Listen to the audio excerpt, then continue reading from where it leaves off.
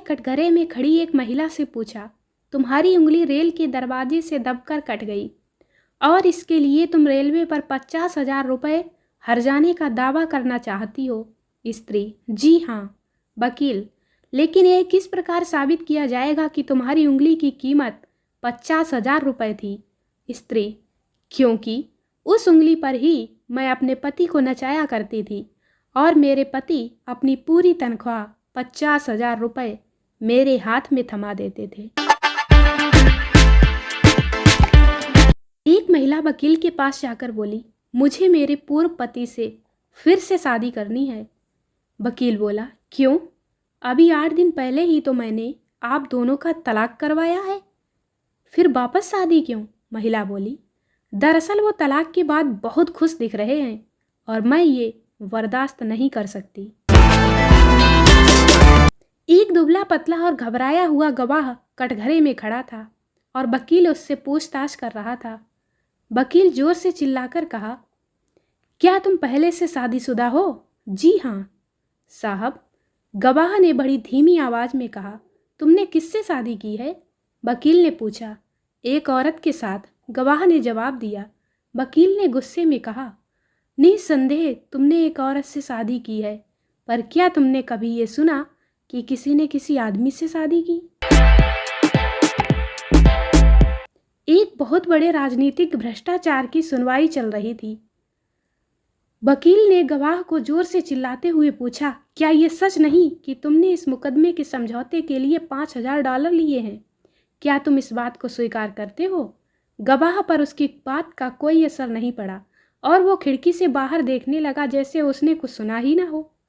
क्या ये सच नहीं कि तुमने इस मुकदमे के समझौते के लिए $5,000 लिए हैं? वकील ने फिर चिल्लाते हुए कहा।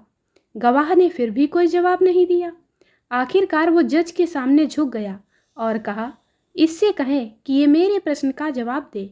तब जज ने कहा कि सर, प्लीज इनके प्रश्न का जवाब दें। गवाह थोड़ा सा हैरानी से कहने लगा, सर, इतनी देर से मुझे लग रहा था कि वो आपसे ये सब पूछ रहा है। अपने वकील पति से पत्नी ने कहा, जी, फ्रिज और टीवी कब लीजिएगा? पड़ोसन के यहाँ दोनों चीजें हैं। वकील पति ने मुस्कुराकर जवाब दिया, कुछ दिन और सब्र करो, एक तलाक का मुकदमा हाथ में है, जैसे ही उनका घर उजड़ेगा अपना घर बस जाएगा। एक मुकदमे की सुनवाई होने जा रही थी। दोनों तरफ के गवाह भी पहुंच चुके थे।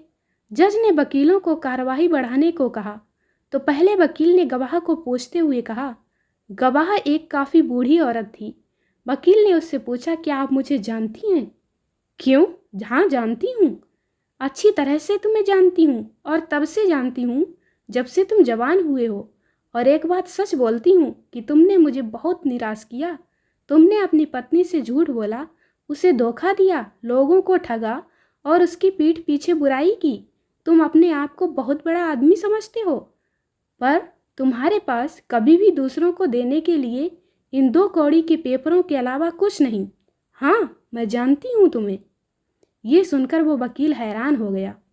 उसे यही पता नहीं लग रहा था कि वो क्या करे। उसने दूसरी तरफ हाथ दिखाते हुए पूछा, मैडम, क्या आप मिस्टर बंता को जानती हैं, जो दूसरे पक्ष के वकील हैं? वो फिर कहती है, क्यों नहीं जानती, मैं मिस्टर बंता को बचपन से जानती हूँ। ये बहुत सुस्त हठी होता था, पर अब तो इसको एक और समस्या भी है, वो ये कि ये किसी के साथ भी सामान्य व्यवहार नहीं रखते और इनकी लॉ प्रैक्टिस तो इस राज्य में सबसे बुरी है।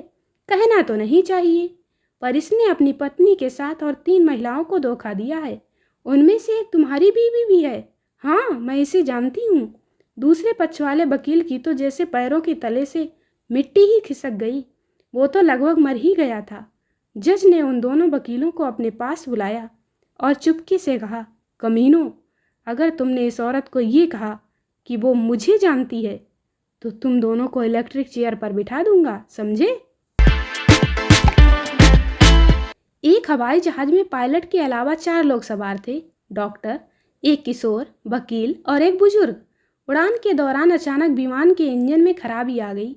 पायलट ने घोषणा की कि अब इस विमान का बचना संभव नहीं है। मेरे पास अपना पैराशूट है, मैं कूद रहा हूँ। और विमान में सिर्फ 3 ही पैराशूट हैं। किसी एक को तो अवश्य मरना ही होगा। इतना सुनते ही डॉक्टर ने कहा, मेरा बचना जरूरी है, मेरी ज़रूरत लोगों को है। इतना कहकर उसने एक पैराशूट उठाया और कूद गया। अब 2 पैराशूट बचे थे। वकील महोदय अपने स्थान से उठे और बोले, मैंने अभी एक ज़रूरी केस की पैरवी के लिए जाना है, जिसमें कई लोगों की जिंदगियों का सवाल है, और वैसे भी लोगों को मेरी ज़रूरत है, इसलिए मेरा बचना ज़रूरी है। इतना कहकर उन्होंने भी एक पैराशूट उठाया और कूद गए। अब सिर्फ एक पैराशूट बचा था। बुजुर्ग ने किशोर की ओर देखा और कहा, बेटा, मैं अपनी ज़िंदगी से जी चुका हूँ और 2-4 साल में वैसे भी मरने वाला हूँ। तुम्हारे सामने अभी पूरी ज़िंदगी पड़ी है, तुम ये पैराशूट उठाओ और कूद जाओ। किशोर बोला, चिंता मत करो, हम दोनों ही बच जाएंगे। वकील पैराशूट की जगह मेरे कपड़ों का बैग उठाकर कूद गया है।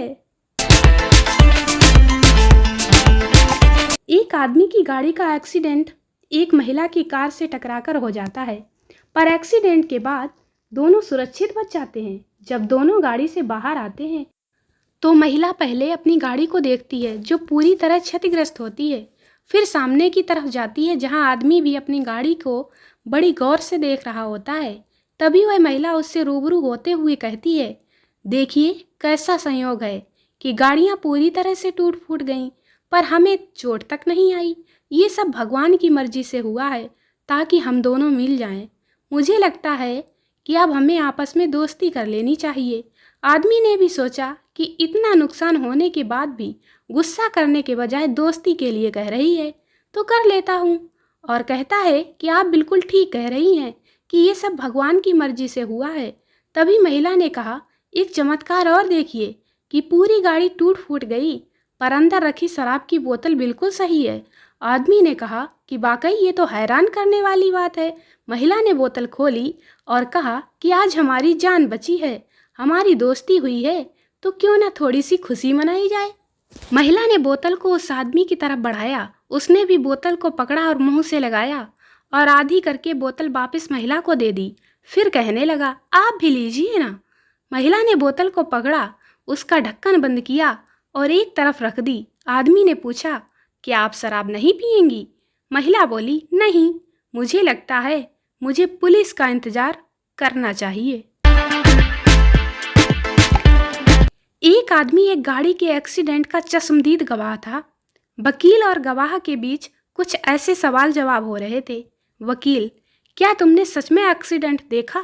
गवाह, जी हाँ साहब। वकील, जब एक्सीडेंट हुआ तो तुम उस जगह से कितनी दूरी पर खड़े थे? गवाह, 30 फुट और 6.25 इंच। वकील, थोड़ा सोच कर तो श्रीमान जी, क्या आप जज साहब को बता सकते हैं कि आप इस दूरी को इतनी प्रामाणिकता से कैसे कह सकते हैं कि ये इतनी ही थी जितनी आपने कही? गवाह, क्योंकि जब एक्सीडेंट हुआ तो मैंने उसी वक्त उस दूरी को इंच टेप से नाप लिया और मैं जानता था कि कोर्ट में बेवकूफ़ वकील इस प्रश्न को जरूर पूछेगा। एक बार कोर्ट में केस चल रहा था। केस की सुनवाई शुरू होने लगी तो वकील उठा और जज से बोला, माय लॉर्ड, कानून की किताब के पेज नंबर 15 के मुताबिक मेरे मुवक्किल को बाइज्जत बरी किया जाए। जज, किताब पेश की जाए। किताब पेश की गई। जज ने पेज नंबर 15 खोला तो उसमें 1000 के 10 नोट थे। जज मुस्कुराते हुए बोला, बहुत खूब, इस तरह के 2 सबूत और पेश किए जाएं। दोस्तों, वीडियो को लाइक करें, शेयर करें, चैनल को सब्सक्राइब जरूर करें। मिलते हैं अगले वीडियो में, तब तक के लिए बाय बाय।